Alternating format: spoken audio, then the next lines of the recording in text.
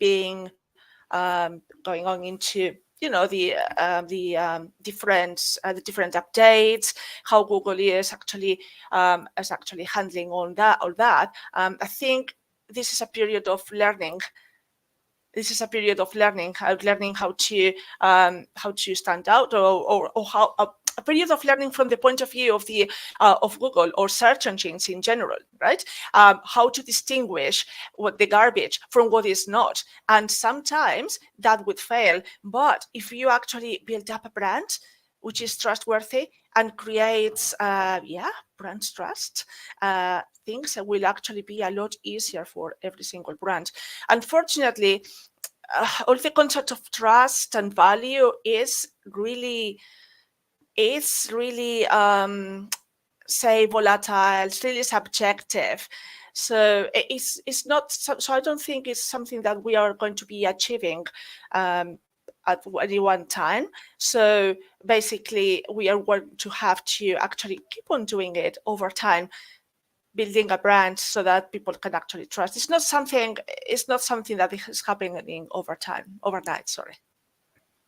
Yeah, for sure. And I think, when it comes to trust, it's quite important to use a mix of marketing channels, right? Because you can't really create this trust just only via acquiring organic traffic, right? It's quite important, for instance, to run social media platforms, right? To actually do, the real marketing, right? And SEO is just a part, right, of your marketing efforts. And I think it's a quite important topic. And talking about, we've already mentioned this, right, about Reddit, and making sure. By the way, Tom really highlighted a very important thing, that you really make sure that whenever you create your content, right, that it's whenever you're going to talk about something, you need to double check what has been already covered on Reddit, just to avoid, right, competing with Reddit. But what we see, right, with the recent Google updates especially, Reddit has gained quite a lot of visibility, right? And not always, what I see from a user perspective as just a user, right? Not in each and every situation, Reddit ranks, it's quite a feat, because sometimes, the threads are no longer up to date. But that is one thing, right? So it's not always on point, right? Sometimes it's just kind of taken some spots in search engine results. But also the question is, if Reddit ranks so well and Google prioritizes Reddit so much, then does it mean that we all need to start considering Reddit? Montse, what do you think? Do you quite agree with that? Disagree?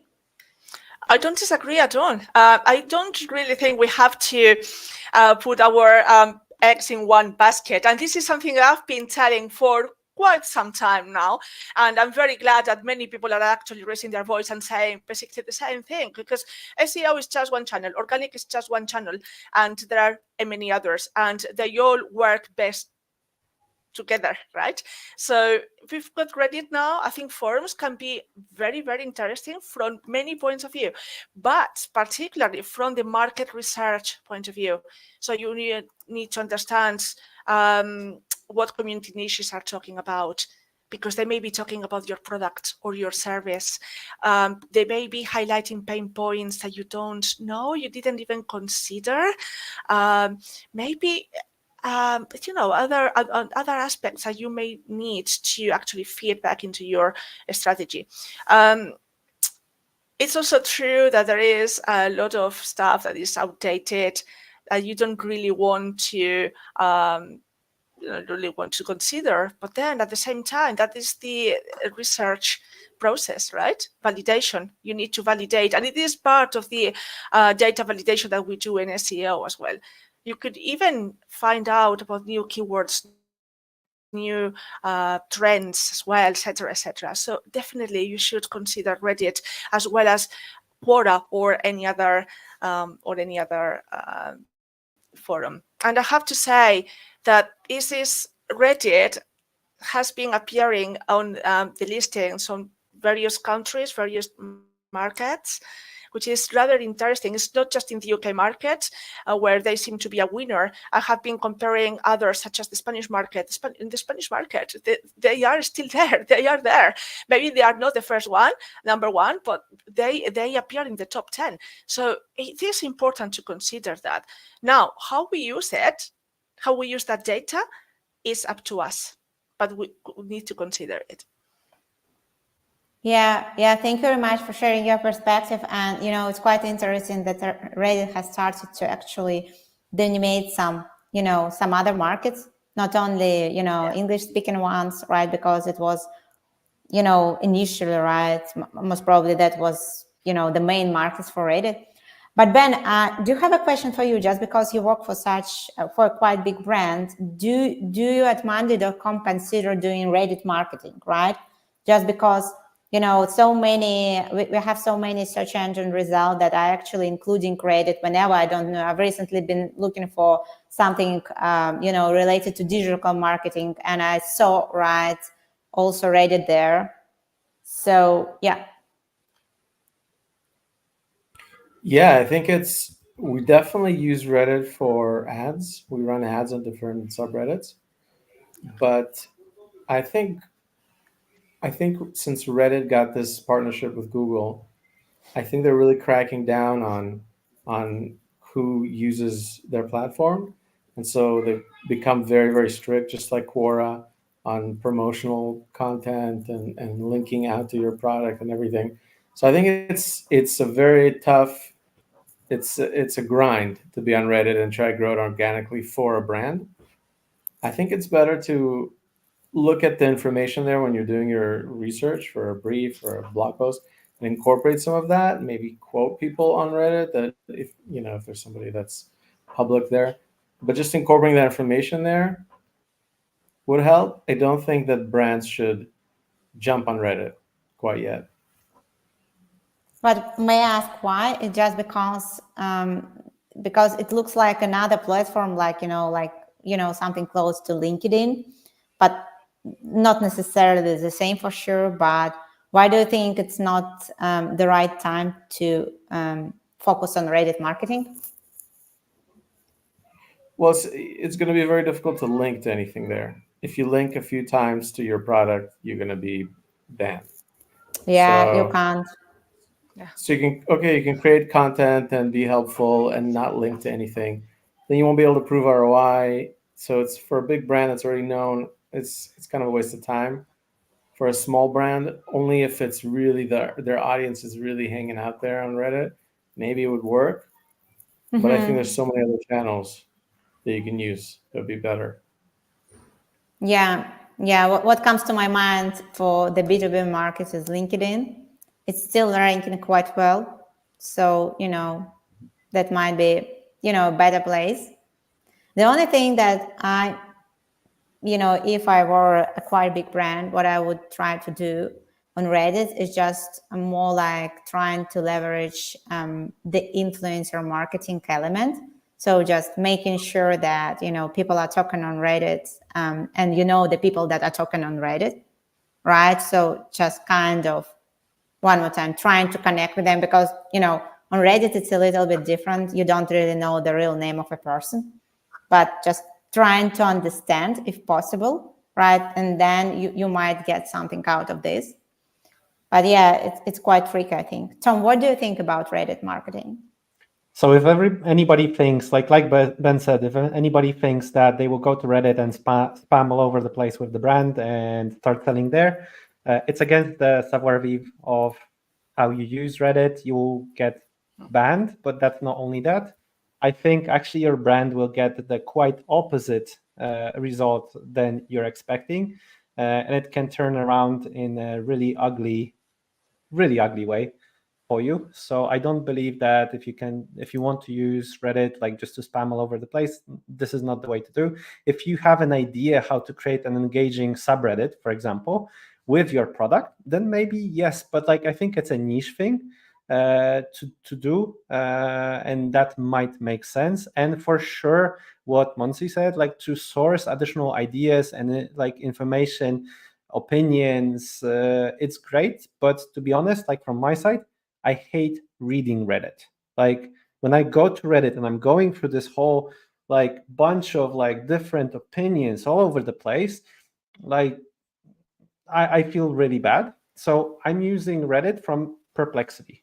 Like, and this is my way of using Reddit because I can't go through the whole discussion and find the things that I want. So this is my opinion. It's a really perfect source of additional information. Yeah, I agree. I think I was mostly, or kind of, I've started to rely way more on Reddit when I moved to a different country, and I needed to get, the first-hand information from the same, people that are sharing the same problems, I would say, and that's where I really learned a lot. But as for digital marketing, not really. I mean, I think it's just, for professional, kind of education, I would rather go on LinkedIn. That is way more making sense for me. But for sure, for some users, it just, depending on one more time, the query that you are looking for, and you might give it a try. For sure, if you see an opportunity one more time and you know how to make it in the right way, because Reddit is really tricky. You can't really go there and start just writing comments or whatever it is and promoting your brand. It's just not possible in doing it in that way. But yeah, I think Reddit might be an interesting way of kind of marketing your brand, but it's not for everyone, obviously, right? And I have the last question, right? About just the top things that we need to focus on nowadays, especially after this update and maybe after the last couple of updates, the 3 main things that you would love to recommend our listeners, right, to focus on. Montse, what will be your top 3 things that you would recommend going after? I would say treat, prevent, and also diversify. So very quickly, treat as in treat it properly. So if you think that your site has been hit by an algo update, first thing you need to do is to find out whether you have been really hit by an algo update, because it's very easy to blame Google or any other search engine for this reason. You might actually have been experiencing some issues over time and you didn't even notice. When was the last time that you actually performed an audit of your content, of your technical infrastructure of your website, your positioning, etc., etc.? Find out first if you have been having issues. And if you have not been having issues, but suddenly there is a drop, find out whether still that drop has been happening perhaps over a longer period of time, yeah? And maybe something has happened just at the same time as the algo update. So that's on the one hand. I mean, there's a lot more to say about this topic, but that's just a general bit. Prevention is more about establishing all of the processes, internal processes and expertise that will allow any company, any brand to, to be ready, to be prepared, to tackle any issues whatsoever. Because what happens with big brands? Big brands do have processes. They may not be right or they may not be totally fantastic, but they do have internal processes. And this is what makes them partly successful at any business, right? So make sure that you have those internal processes and that right expertise. And lastly, diversifying is closely related, because at this moment in time, as we were saying before, we can't really think about SEO or email marketing or PPC just in a vacuum. You need to kind of bring them all together so that every single professional actually feeds from the data that other professionals are actually getting as well, so that they can apply it. And think about what exactly it is that you need to do, make the most informed decisions about your brand. especially about content, because you need to create helpful content. I'm sorry, I'm using this word very, very lightly, but valuable content. Something that is really answering questions. However, as Tom said earlier, if you are building up a palace, you may be building up the most fantastic content ever.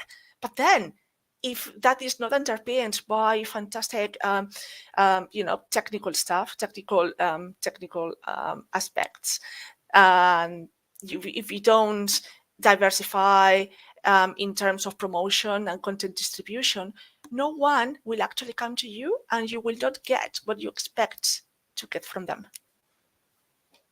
Thank you very much, Montserrat, for sharing your perspective. And that is a very solid workflow, I think, that anyone can follow. Thank you very much for sharing this.